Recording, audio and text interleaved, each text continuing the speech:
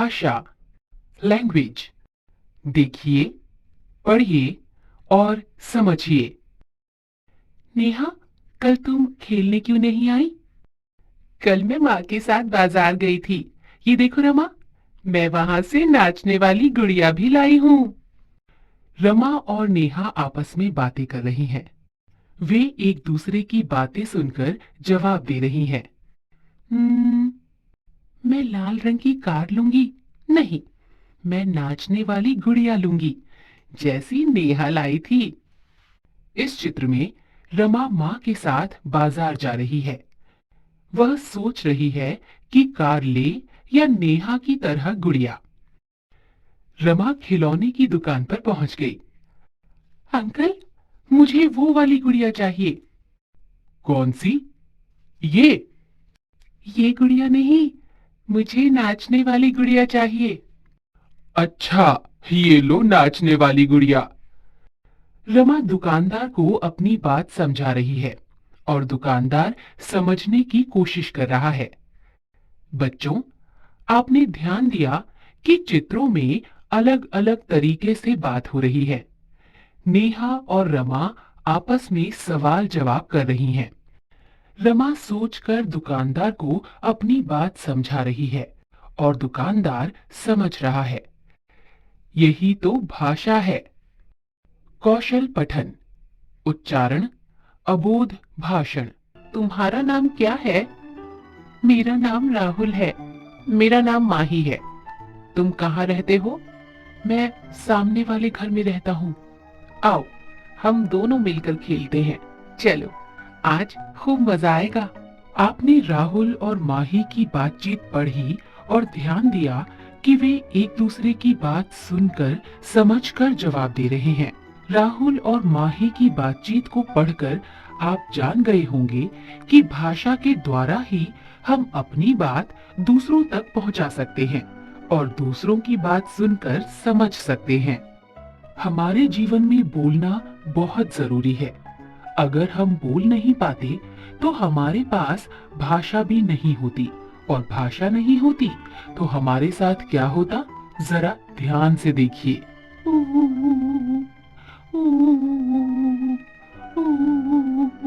जी, जी। इस चित्र में छोटा सा बच्चा अपनी माँ से कुछ कहना चाह रहा है, लेकिन वह अभी बहुत छोटा है, इसीलिए बोल नहीं पा रहा है। रूपा चिड़िया की ची ची को समझने की कोशिश कर रही है, लेकिन रूपा चिड़िया की ची ची को समझ नहीं पा रही है। आपने ध्यान दिया कि बच्चा बोल नहीं पा रहा है, इसीलिए अपनी माँ को समझा भी नहीं पा रहा है। इसी तरह चिड़िया भी बोल नहीं पा रही है और रूपा चिड़िया की ची ची को समझ नहीं पा रही है। इसका मतलब, अगर भाषा नहीं होती तो हम एक दूसरे से बातें नहीं कर पाते। हम भाषा की मदद से ही अपनी बातों को एक दूसरे तक पहुंचाते हैं, समझते हैं और समझाते हैं। भाषा के रूप, हम दो तरह से अपनी बात एक दूसरे से कह सकते हैं, बोलकर और लिखकर। नीचे दिए गए चित्रों को ध्यान से देखिए, फिर हमें बताइए कि चित्रों में क्या क्या हो रहा है। इस चित्र में दादी जी कहानी सुना रही हैं और बच्चे कहानी सुनकर समझ रहे हैं। जब हम बोलते हैं और दूसरा सुनता है, उसे मौखिक भाषा कहते हैं।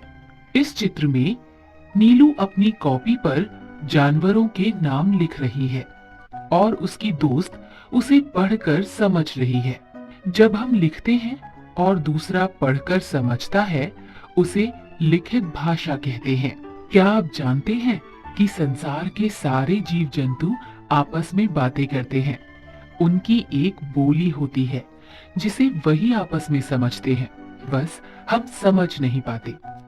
जीव जंतुओं की बोलियां: बिल्ली म्याऊ म्याऊ, कौवा काव काव, मेंढक टर टर, तोता टाय टाय, कुत्ता भौं भौं, बकरी मैं मैं, चूहा चू चू, चिड़िया ची ची।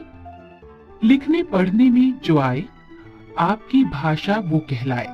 आओ पाठ दोहराएं। भाषा की मदद से ही मन की बातों को दूसरों तक पहुंचा सकते हैं और दूसरों की बातों को समझ सकते हैं। भाषा के दो रूप होते हैं, क मौखिक रूप, ख लिखित रूप। जीव जंतुओं की भी बोलियां होती हैं। मीनू, तुम क्या कर रही हो? मेरी दीदी ने एक कविता लिखी है, उसे पढ़ रही हूँ। मुझे भी ये कविता पढ़कर सुनाओ। तो सुनो। चंदा मामा आओ ना, दूध बताशा खाओ ना, मीठी लोरी गाओ ना, बिस्तर में सो जाओ ना। अरे वाह, तुम्हारी दीदी ने तो बहुत अच्छी कविता लिखी है। ऊपर दिए गए चित्रों में मीनू और शीनू आपस में बातें कर रही हैं। शीनू ने मीनू से पूछा, मीनू तुम क्या कर रही हो? मीनू ने सुनकर जवाब दिया, मैं एक कविता पढ़ रही हूँ। फिर मीनू ने लिखी हुई कविता पढ़कर शीनू को सुनाई। इस तरह हम अपनी बात बोलकर या लिखकर दूसरों को समझाते हैं और दूसरों की बात सुनकर या पढ़कर समझते हैं। ऐसा हम भाषा के द्वारा ही करते हैं। शिक्षक सूत्र बच्चों को बताएं कि भाषा के बिना जीवन कितना निरर्थक है। भाषा के महत्व को सविस्तार समझाएं।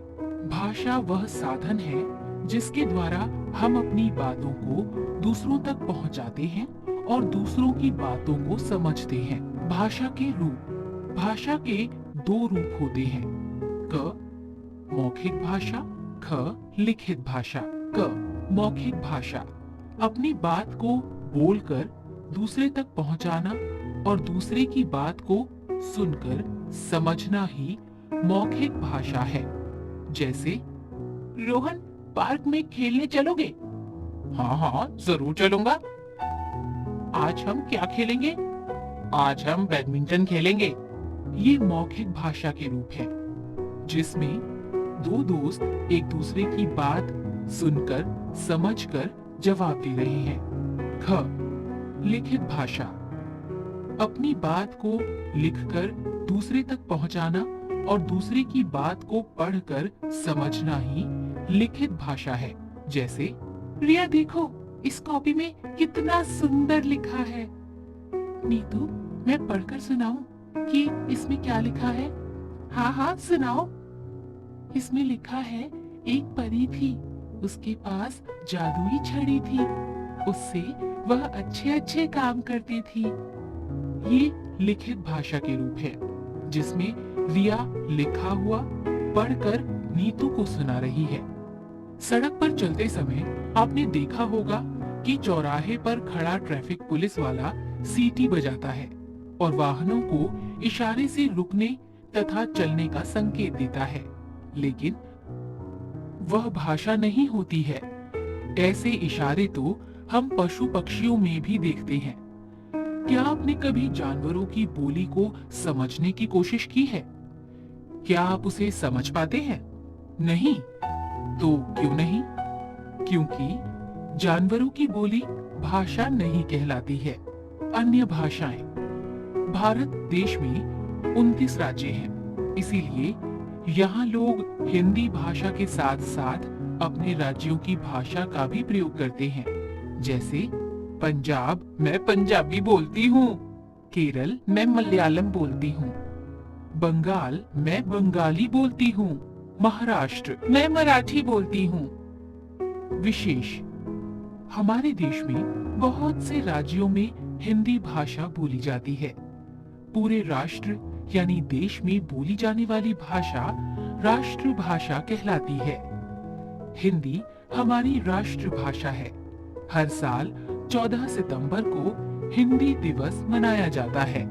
लिपि, प्रत्येक भाषा की अलग अलग लिपि होती है।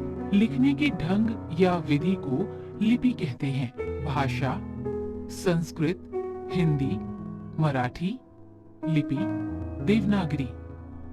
भाषा, उर्दू, लिपि, फारसी। भाषा, अंग्रेजी, लिपि रोमन। भाषा पंजाबी। लिपि गुरुमुखी। लिखना पढ़ना जो सिखलाए, आपकी भाषा वो कहलाए। भाषाएं हैं यहाँ अनेक, प्यार सभी को रखता एक। आओ पाठ दोहराएं। भाषा वह साधन है जिसके द्वारा हम अपने विचार प्रकट करते हैं। भाषा के दो रूप हैं, क मौखिक भाषा, ख लिखित भाषा। लिखने की विधि लिपि कहलाती है। हिंदी हमारी राष्ट्रभाषा है। हमारे चैनल होप एजुकेशन पोर्टल को सब्सक्राइब करें। हमारे नए वीडियो की तत्काल सूचना के लिए घंटी के आइकन पर क्लिक करें।